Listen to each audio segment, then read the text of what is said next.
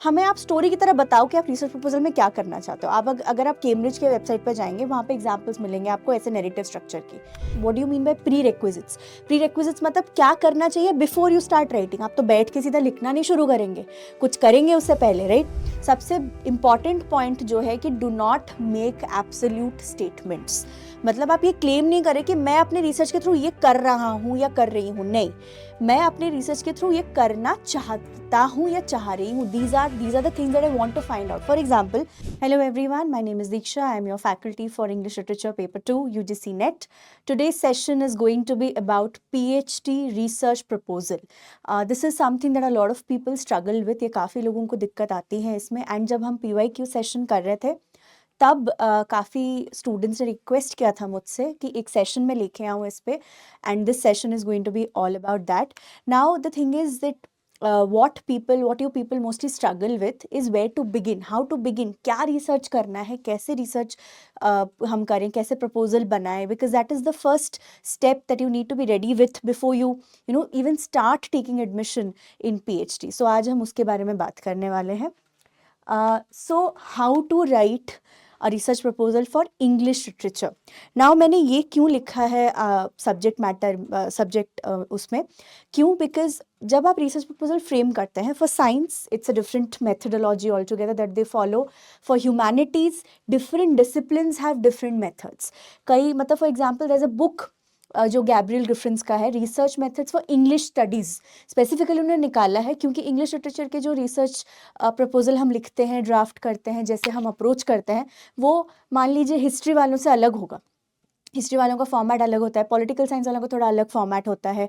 तो ह्यूमैनिटीज़ में ही इतने डिसिप्लिन्स हैं that all of the disciplines have their own approach towards writing a research proposal. Okay, so the first point is what are the prerequisites for writing, prerequisites of writing a research proposal. इसका मतलब क्या है? What do you mean by prerequisites? Prerequisites मतलब क्या करना चाहिए before you start writing. आप तो बैठ के सीधा लिखना नहीं शुरू करेंगे, कुछ करेंगे उससे पहले, राइट.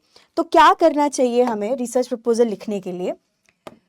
पहली बात है कि यू हैव टू फर्स्ट एक जनरल टॉपिक आप सिलेक्ट करें. यहाँ पे मैंने जनरल टॉपिक क्यों बोला है कि आप एक एरिया सिलेक्ट करेंगे पहले कि अच्छा यहाँ पे मेरा इंटरेस्ट पीक हो रहा है. फर्स्ट एंड फॉरमोस्ट थिंग, ये शायद आपको बहुत कम लोग बताएंगे, इंटरेस्ट होना चाहिए जो भी आप काम उठाएं.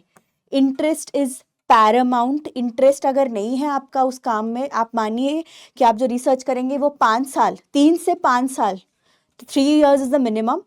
5 years is usually what generally people take the time to complete a good research proposal, good PhD proposal. And वो 6-7 साल तक भी कभी कभी इमरजेंसी केसेस में खिंच जाता है, right?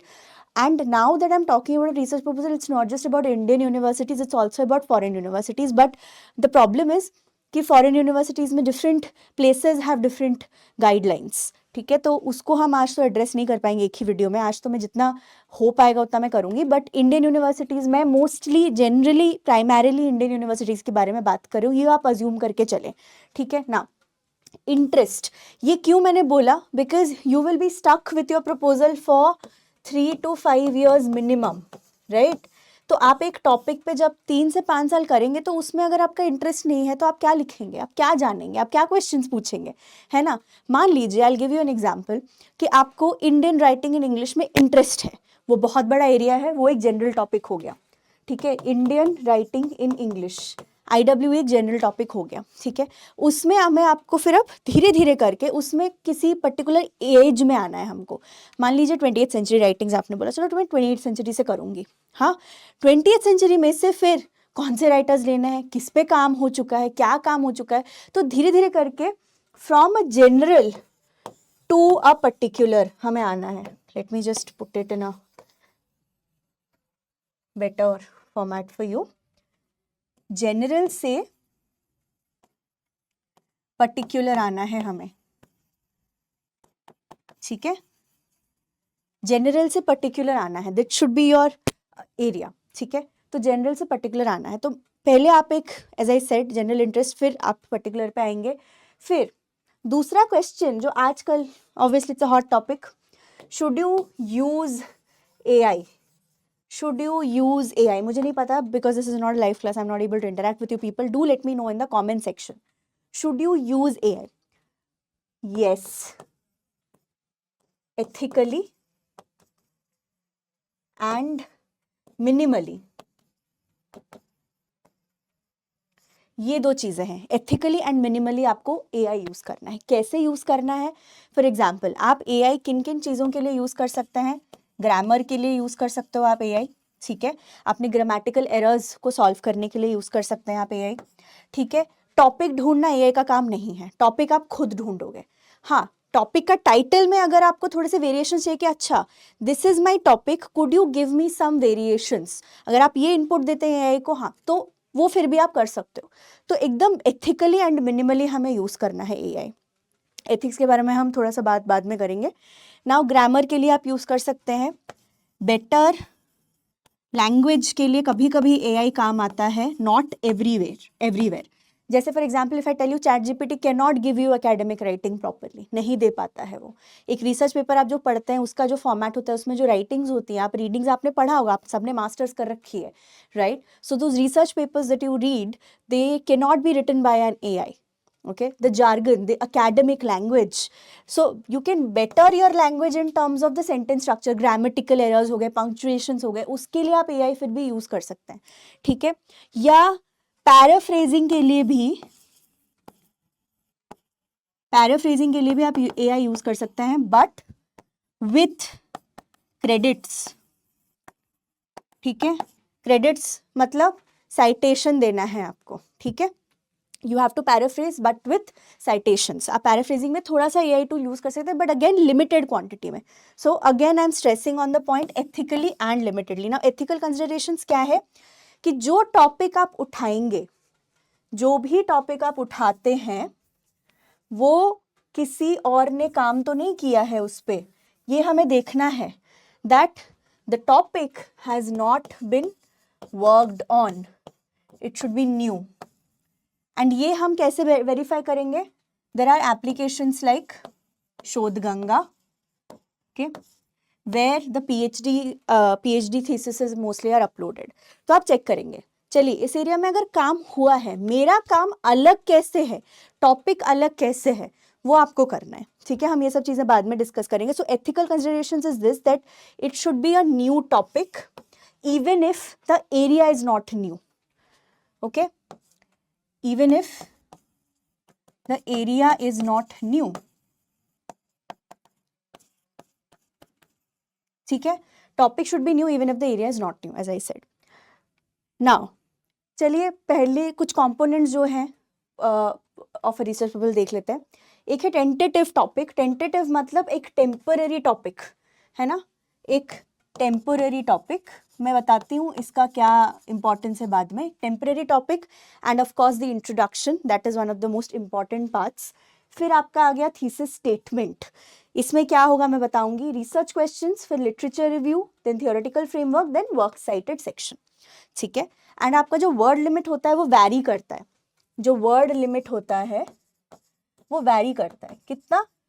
आप देखोगे बाहर के यूनिवर्सिटीज में, अगर आप कैम्ब्रिज देखोगे वहां पे they have 800 words of proposal. Foreign universities कुछ बोलते हैं भाई हमें इलेबोरेट प्रपोजल चाहिए 2000 वर्ड्स 3000 वर्ड्स तक। इंडियन यूनिवर्सिटीज में usually minimum is 1000 words to 3000 words, ठीक है। और यहाँ पे यूजुअली इंडियन यूनिवर्सिटीज में there is no clear word limit, ठीक है। तो it you are little free to use कि थोड़ा सा ऊपर नीचे आप कर सकते हो। तो एकदम लंबा नहीं करना, जैसे हमने रिसर्च पेपर लिख दिया 6000 वर्ड का प्रपोजल बना दिया, नहीं। प्रपोजल का क्या मेन पॉइंट क्या है प्रपोजल का?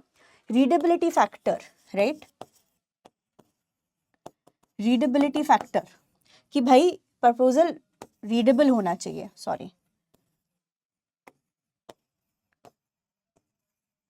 रीडेबिलिटी फैक्टर, हाँ, रीडेबल होना चाहिए, कॉन्साइज भी होना चाहिए, at the same time giving a lot of information.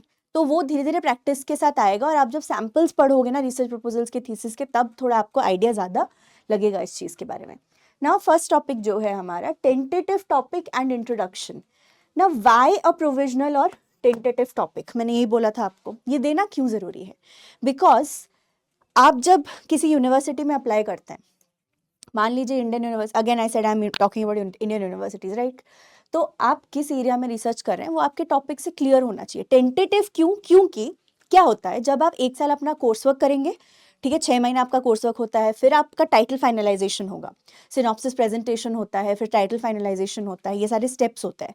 तो जब वो टाइटल फाइनलाइज होते होते कई बार क्या होता है, आपके सुपरवाइजर या आपके कोई और एडवाइजर्स होंगे, शायद आपको बोलेंगे कि अच्छा ये टॉपिक ना थोड़ा सा चेंज कर दो, या तो तुम ना थोड़ा अलग डायरेक्शन में जा रहे हो, तो टॉपिक थोड़ा सा हमें शिफ्ट करना पड़ सकता है। इसीलिए टेंटेटिव या प्रोविजनल टॉपिक है, because research proposal is the just the first step.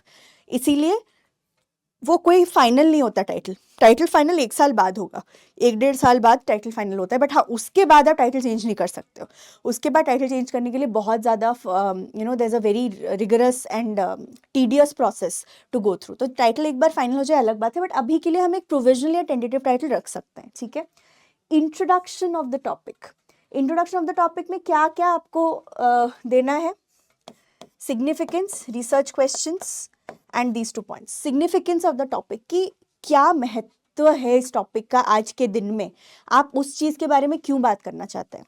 For example, I will give you one example. यहाँ पे मैंने ये ले रखा है, देखें, अमिताभ घोष के वर्क्स पे, इन पे बाय द वे ये सारे चीज़ों पे काम हो चुका है, एंड ये सेम एरिया है, डिफरेंट टॉपिक्स हैं थोड़े से, ठीक है। Do not think that I am giving you topics for research, all these are already worked on, ठीक है। These have been already worked on, ठीक है, these areas, these are just examples, these are just examples, okay. So eco-critical approach to Amitav Ghosh's fiction, ये एक हो गया। Similar again eco-criticism and environmental justice in Amitav Ghosh's fiction, climate change and the marginalized, eco-criticism and subaltern voices in Amitav Ghosh's fiction and non-fiction. So these are examples of a tentative topic. So इसमें आपको क्या करना है, अगर ये topic है, मान लीजिए पहला टॉपिक में ले रहे हो eco-critical approach to Amitav Ghosh's fiction, ठीक है, मैं इसके बारे में अगर बात करूं एंड हम बात करें टेंटेटिव टॉपिक एंड इंट्रोडक्शन की, तो वहाँ पे क्या इंट्रोड्यूस करना है आपको? इको-क्रिटिसिज्म, ठीक है, कितना इंपॉर्टेंट है आज के दिन में, और इंडियन कॉन्टेक्स्ट में कितना इंपॉर्टेंट है वो इंट्रोड्यूस करना है। सिग्निफिकेंस ये आ गया, ठीक है। रिसर्च क्वेश्चंस थोड़े से बताने, आपका रिसर्च क्वेश्चन से एक अलग टॉपिक बनता है, but research questions in the sense that not पर से क्वेश्चंस, बट हाँ आप ये उठाओगे कि भाई मैं क्यों करना चाह रहा हूँ ये रिसर्च, या चाह रही हूँ, why am I doing, why am I taking this lane. आप अपने इंटरेस्ट के बारे में बोल सकते हो कि आपका इंटरेस्ट पीक कैसे हुआ, ये भी आप बोल सकते हो अपने रिसर्च प्रपोजल में। Now what you attempt to accomplish should not be confused with hypothesis. Now ये जो पॉइंट है ये क्या है कि जो आप जो करना चाह रहे हो अपने थीसिस से वो हाइपोथेसिस नहीं है, इसके बारे में मैं बाद में बात करती हूँ। नो आर्ग्यूमेंट्स, ठीक है, ये मैं बताती हूँ, बाद में बताती हूँ, ये आपका थीसिस स्टेटमेंट में आएगा। Now some universities expect a slightly different structure which is more in a narrative form than the introductory section will also constitute of literature review. क्या मतलब है इस स्टेटमेंट का? ये जो स्टेटमेंट मैंने दे रखा है, इस स्टेटमेंट का ये मतलब बनता है कि कुछ यूनिवर्सिटीज़ हैं जो कहते हैं कि भैया हमें आप इंट्रोडक्शन रिसर्च, जैसे मैंने आपको वो कंपोनेंट्स दिया, वो हमें वो कंपोनेंट वाइज नहीं चाहिए, हमें आप स्टोरी की तरह बताओ कि आप रिसर्च प्रपोजल में क्या करना चाहते हो। आप अगर आप केम्ब्रिज के वेबसाइट पर जाएंगे, वहाँ पे एग्जाम्पल्स मिलेंगे आपको ऐसे नैरेटिव स्ट्रक्चर की।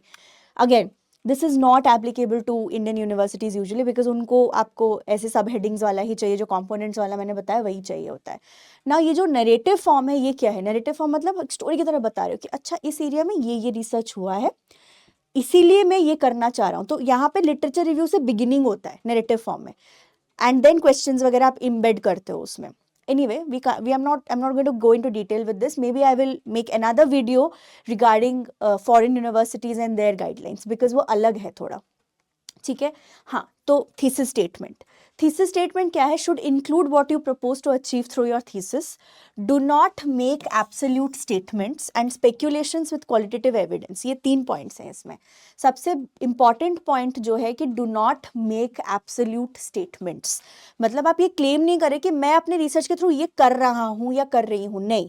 मैं अपने रिसर्च के थ्रू ये करना चाहता हूँ या चाह रही हूँ. These are the things that I want to find out. For example जैसे अमिताभ घोष का हो गया इको क्रिटिकल नैरेटिव्स या eco critical approach to Amitav Ghosh's work. उसमें आप ये बोलना चाहेंगे कि मैं ये देखना चाहता हूँ या चाह रही हूँ, what I'm supposed to do is look for let's say कि स्टेटमेंट नहीं देना है कि भाई उन्होंने ये किया है कि this is what he has achieve. No, I am going to look at how he has achieve this and maybe try to find out references कि क्या क्या उन्होंने रिसर्च किया है, उन्होंने फिक्शन और नॉन फिक्शन को कैसे ब्लेंड किया है, how did he research on the environmental impact of what Sundarbans में क्या हो रहा है. जैसे हंग्री टाइड जो उनका नॉवल है एक सुंदरबंस पे है एंड वहाँ पे इको क्रिटिसिज्म भी आ जाता है, right.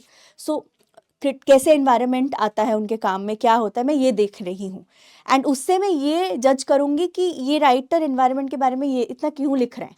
This is one of the questions. ठीक है, I am just giving you very generic examples. Proper example के लिए प्लीज़ आप किसी का रिसर्च प्रपोजल उठा के पढ़ सकते हैं, वो सारे हैं वेबसाइट्स पे. ठीक है. Anyway, speculations with qualitative evidence. Now qualitative और क्वांटिटेटिव आपको पता होगा. I am assuming quantitative research and qualitative research, right. So qualitative evidence के साथ आप स्पेक्यूलेट करोगे कि अच्छा मे बी द राइटर और the author is trying to do so and so via so and so. ठीक है. स्पेक्यूलेशंस, अजम्पशंस नहीं, स्पेक्यूलेट करोगे आप कि अच्छा मान लीजिए किसी की पोइट्री के ऊपर आप काम करें कि अच्छा इनके पोइट्री के थ्रू हमें इनकी सेक्सुअलिटी के बारे में क्या पता चल रहा है और उसकी सोसाइटी के बारे में क्या पता चल रहा है. अच्छा, these are the things that maybe are happening because of his poetry. ठीक है. और maybe this is what the historical evidence is pointing towards. So ऐसे करके आप स्पेक्यूलेशंस दोगे थीसिस स्टेटमेंट में. ठीक है, कि आप अचीव क्या करना चाह रहे हो अपने थीसिस में over the period of time. ठीक है. Now research questions, what questions will you be asking, ये आपका वो प्री रिक्विजिट स्टेज में हो जाना चाहिए. जब आप टॉपिक ढूंढ रहे हैं तभी ही आपको रिसर्च क्वेश्चंस फ्रेम कर लेने हैं कि भाई ये रिसर्च क्वेश्चंस में पूछना चाहता हूँ या चाहती हूँ and this is how I am going to, these are the questions that I am raising. तो इसको आप बुलेट पॉइंट्स में भी लिख सकते हो रिसर्च क्वेश्चंस को, या एक पैराग्राफ फॉर्म में भी लिख सकते हो. इधर पैराग्राफ, सॉरी, आप या चाहो तो पैराग्राफ फॉर्म में लिख सकते हो और बुलेट पॉइंट्स में लिख सकते हो. ठीक है, इधर और. Now use lacuna.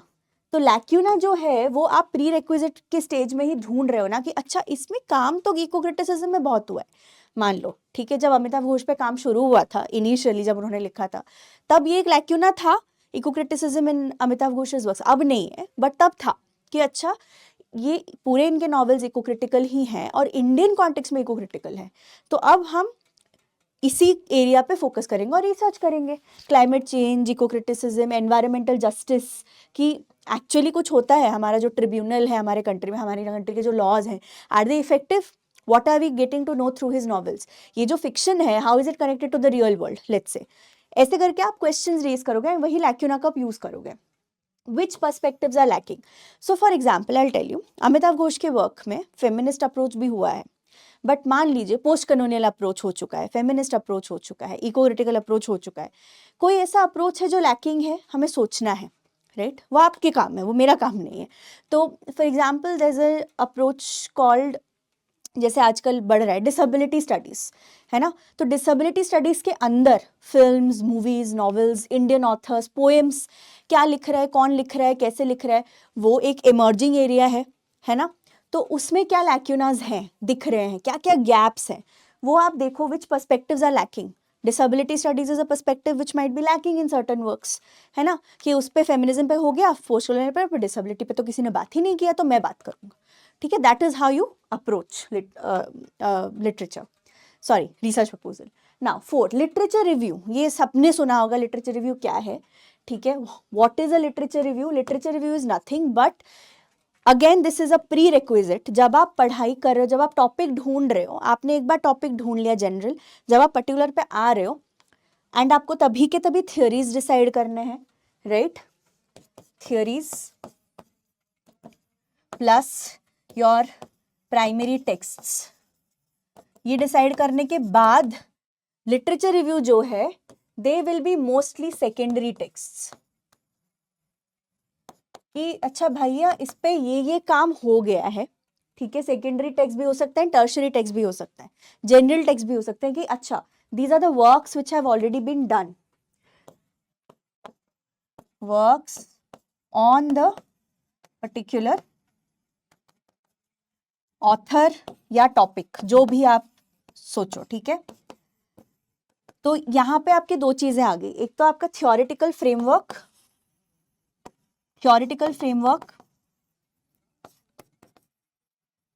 Plus existing works,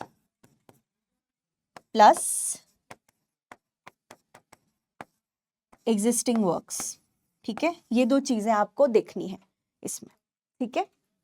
now critic and gaps, यहाँ पे आपको क्रिटिक करना है कि अच्छा ये जो काम हुआ है इस टॉपिक के इर्द गिर्द, एकदम नया काम तो आप उठाओगे नहीं, उसके आसपास काम हुआ होगा, ये जो काम हुआ है इसमें ना ये पॉइंट्स मिसिंग हैं, तो उन गैप्स को मैं ब्रिज करूंगा या करूंगी, bridging the gaps through your research, so that is exactly what literature review is. ये सारे पॉइंट्स वहां पे रहने चाहिए, ठीक है ना। थ्योरेटिकल फ्रेमवर्क, ऑब्वियसली आप जब कोई टॉपिक उठा लोगे, once you have generated an interest, then of course you have to generate another interest कि कौन सा थियोरी यहाँ अप्लाई करूंगा या करूंगी, इन टर्म्स ऑफ इस वर्क पे क्या थियोरी अप्लाई हो सकता है, right.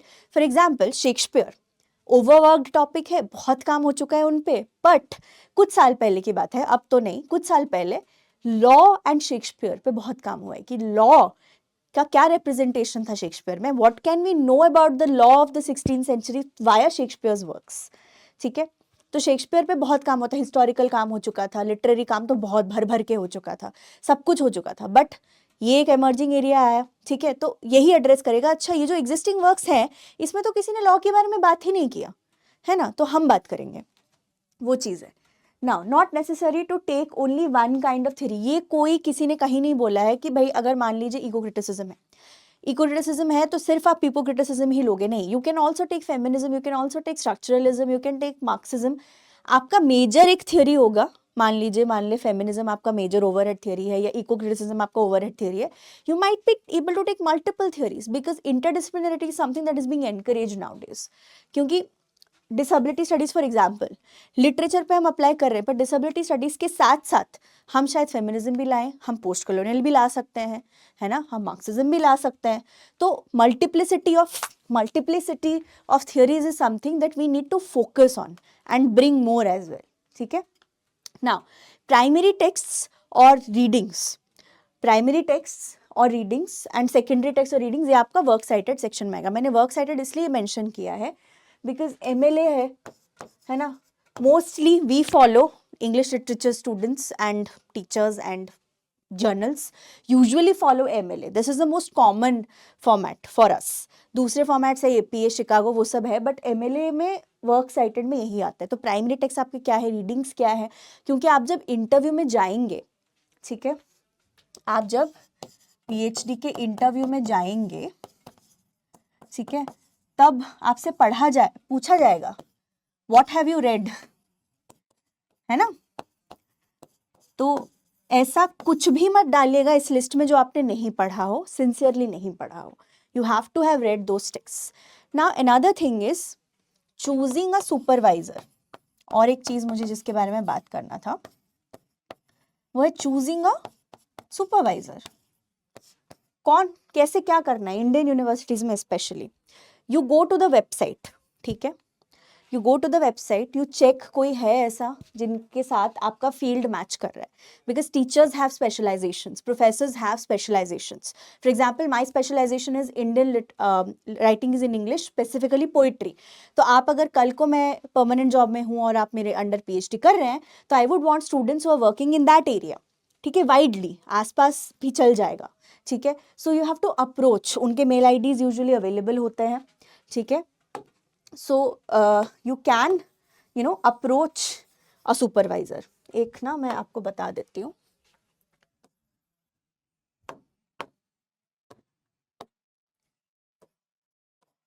choosing a supervisor, right? But a word of caution, many times in Indian universities people do not respond to your queries, so try to go to your alma mater only. तुम Elma matter में ही अगर करना चाहोगे PhD, Elma matter for your Elma matter for PhD is a safe option that way, ठीक है, it's a safe option. जहां जिस university से आपने मास्टर्स किया है, एमए जहां से किया है, वहीं से आप कर लो PhD, because you know your teachers, right. So approachability बढ़ जाती है, विच इंक्रीजेज योर अप्रोचेबिलिटी, ठीक है। सो मान लीजिए, I'll give you an example. I am doing my PhD from IGNOU. Distance में नहीं है, रेगुलर है, because PhD does offer regular PhD courses.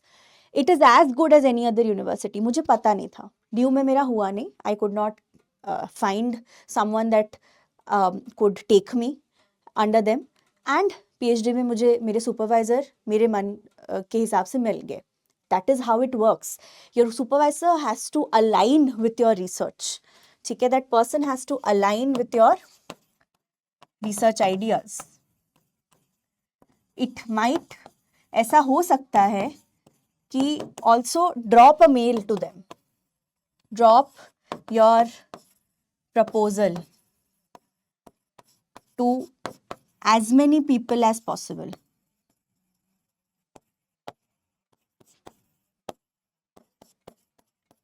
ठीक है, जस्ट ट्राई. मैंने क्या बोला, रिस्पॉन्स शायद ना मिले, बट आपको ट्राई करना है. तो go to the universities you are interested in, choose your universities, ठीक है, एंड पीपल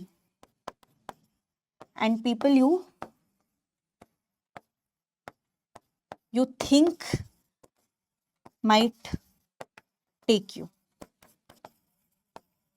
ठीक है, and people you think might take you. Pardon my handwriting, it's not exactly straight, cursive में लिखने की आदत है मुझे. हाँ, तो choose your university and people you think they might take you. तो आप ऐसे उनको मेल करो, परेशान करना है लोगों को, बिकॉज आपको रिस्पॉन्स यूजुअली मिलता नहीं है. एल्मा मैटर एक सेफ बेट है.